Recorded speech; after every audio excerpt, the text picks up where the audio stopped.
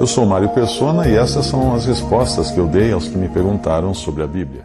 Nós entramos agora na cena posterior àquela da escolha dos discípulos e do envio dos discípulos, dos 12 apóstolos, exclusivamente aos judeus. Depois ele enviaria também no Ide, seria a missão para as nações também, mas aqui exclusivamente aos judeus. E aconteceu que, acabando Jesus de dar instruções aos seus 12 discípulos, partiu dali a ensinar e a pregar nas cidades deles. Eu creio que ele está falando aqui da Galileia, que eles eram galileus. E esse aqui é um princípio importante também, que nós vemos ele repetido lá no Evangelho de João, capítulo 1, versículo 38. E Jesus, voltando-se, vendo que eles o seguiam, os dois discípulos, disse-lhes: que buscais? E eles disseram: Rabi, que traduzido quer dizer mestre, onde moras? Ele lhes disse: vinde e vede. Foram e viram onde morava, e ficaram com ele aquele dia. E era já quase a hora 10ª. Era André, irmão de Simão Pedro, um dos dois que ouviram aquilo de João e o haviam seguido. Este achou primeiro, essa é a palavra aqui, chave desse trecho. Este achou primeiro a seu irmão Simão e disse-lhe: achamos o Messias, que traduzido é o Cristo. E levou-o a Jesus. E olhando Jesus para ele, disse: tu és Simão, filho de Jonas, tu serás chamado Cefas, que quer dizer Pedro. No dia seguinte, quis Jesus ir a Galileia e achou a Filipe e disse-lhe: segue-me. E Filipe era de Betsaida, cidade de André e de Pedro. Filipe achou Natanael e disse-lhe: havemos achado aquele de quem Moisés escreveu na lei e os profetas, Jesus de Nazaré, filho de José. Só até aí. O ponto aqui que eu queria chamar a atenção é esse do versículo 41 de João, capítulo 1 de João, versículo 41. Esse achou primeiro a seu irmão Simão. Então, quando nós lemos aqui que o Senhor enviou os seus discípulos, acabando Jesus de dar instruções aos seus 12 discípulos, partiu dali a ensinar e a pregar nas cidades deles, nas cidades desses discípulos. Depois o Senhor acabaria dizendo que não existe profeta na sua própria terra, né? Mas ele vai primeiro para aqueles que ele conhecia, para aqueles que eram conhecidos dele. E esse princípio também é aplicado lá em João, quando nós vemos os discípulos irem primeiro anunciar o Cristo, né, o Senhor, aos seus próprios amigos e familiares. Esse é um princípio importante. Nós devemos entender que quando nós somos salvos por Cristo, nós já temos vamos dizer assim, um palanque, não é? Um palanque para anunciar o Evangelho. Esse palanque é a nossa família.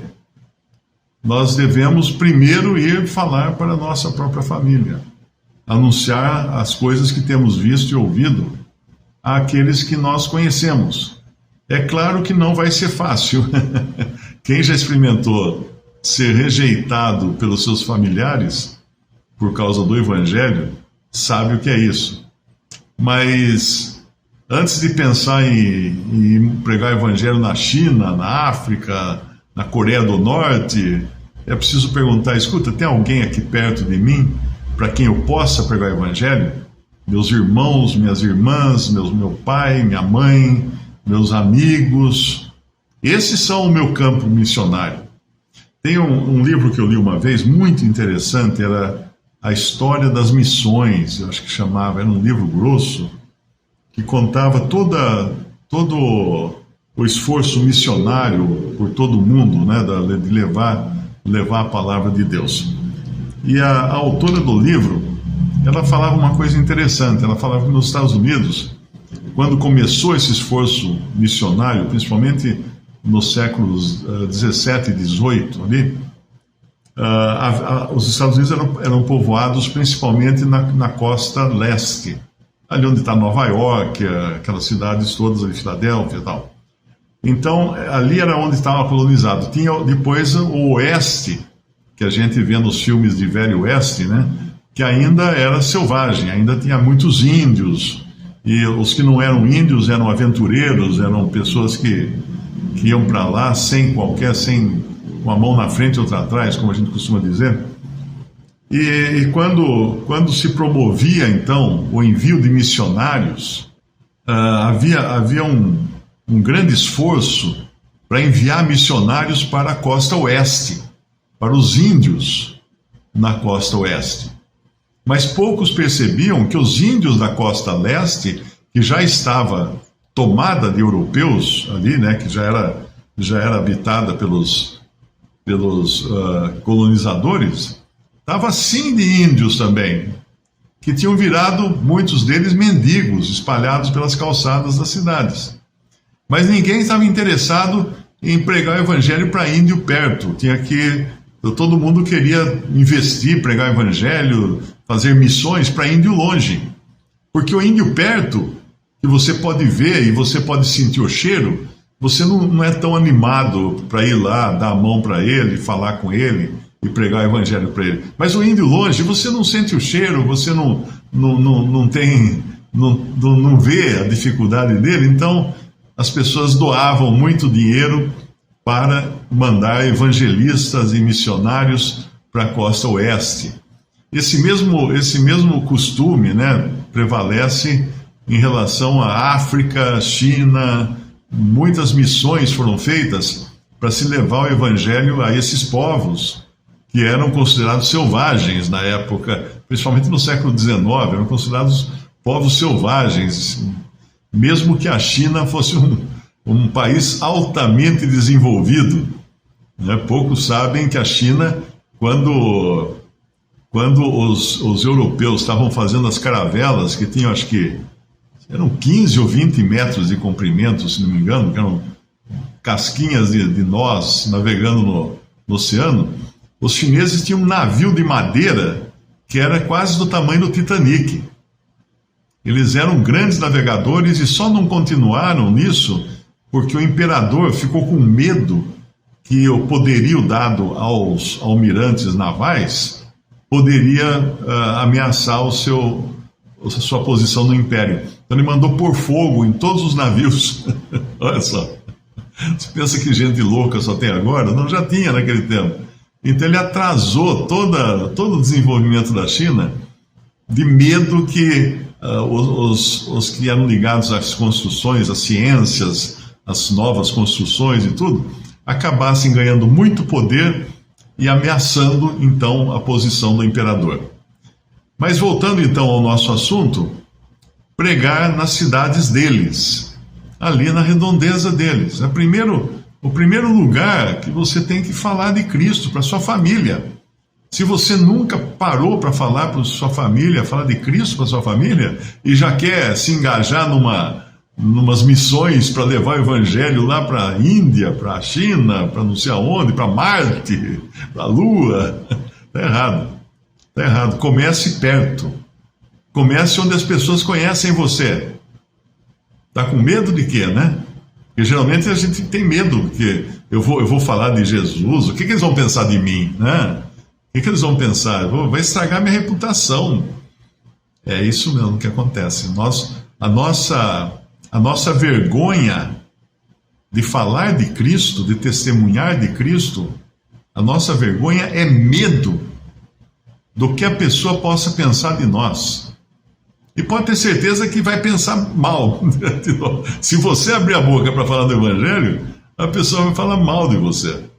Eu tive muitas oportunidades que eu viajava muito, né? Principalmente de avião, e sempre puxava assunto. Do cara do lado eu já puxava assunto para conversar do Evangelho, e realmente deixava a viagem do passageiro ao meu lado, estragava a viagem dele, né? Porque de repente você vai falar de Evangelho, você vai falar de salvação, de morte, e se não se converter. E tinha até um ateu, um cientista ateu, que eu viajei, era um canadense, eu viajei dos Estados Unidos para o Brasil, sentado ao lado e um cientista ateu, nós fomos até altas horas, né, debatendo. E ele, de cima de todo o seu ateísmo, né, ele era um cara muito ilustre, muito conhecedor de ciência, eu vi que ele abalou os alicerces dele quando eu perguntei para ele assim: para onde você vai se esse avião cair? Você vai falar para um passageiro de avião para onde ele vai se o avião cair? Isso aí é que nem aqueles filmes que passam nas telinhas lá dos aviões. Eles nunca passam filme de desastre aéreo, pode observar, porque aquilo realmente vai estragar a viagem dos passageiros.